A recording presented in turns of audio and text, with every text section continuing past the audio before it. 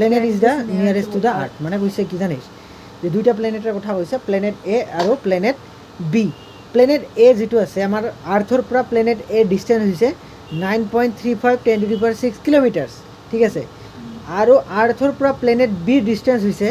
6.27 10⁶ kilometres তেনেহ'লে আমাৰ কোনটা আৰু কি নিয়াৰেষ্ট প্লেনেট হয় এতিয়াতো আমাৰ ষ্টেণ্ডাৰ্ড ফৰ্মত আছে এনেকৈ আমি নাজানিম এইজন্য এই বস্তুটোক আমাক ইউজুৱেল ফৰ্মত দিব লাগিব নিলে তুই জানিবি একদম কোনটা ডাঙৰ যেতিয়া ডাঙৰ ওইটা হ'ব আনচাৰ এতিয়া ইউজুৱেল ফৰ্মত কেনেকৈ নিবি 10⁶ মানে কি কয়টা জিৰ' আছে ইয়াতে 6টা জিৰ' আছে এইটা কেইটাৰ লগত মাল্টিপ্লাই কৰি দে কৰিলে তুই একটা পাবি আনচাৰ ওইটা লিখিবি 10⁶ আছে 7 লগত দুইটা মাল্টিপ্লাই কৰি দে কৰি দিলে কিবা একটা আনচাৰ পাবি তুই দেখ কোনটা ডাঙৰ হয় ওইটা আমার আনসার দেখো করতে হলো মানে স্ট্যান্ডার্ড ফর্মত থেকে ইউজুয়াল ফর্মত নাই আর খাবি 9.35 লগত 10⁶ মানে কি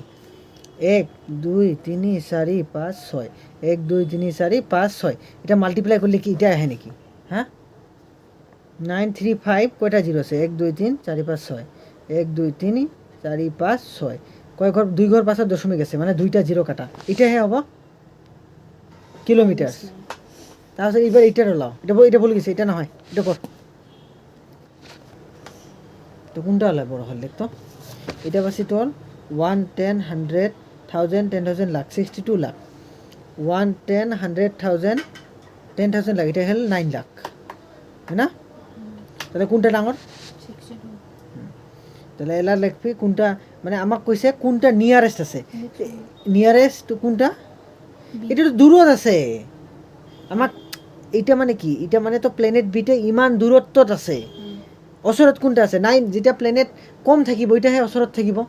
এটা তো বহুত দূৰত 62 লাখ দূৰত্বত আছে প্লেনেট বিটা আৰু প্লেনেট এটা আছে 9 লাখ দূৰত্বত আমাক কৈছে হুইচ প্লেনেট ইজ নিয়াৰ টু আৰ্থ তাহলে আমাৰ কি হবে এটাহে হবে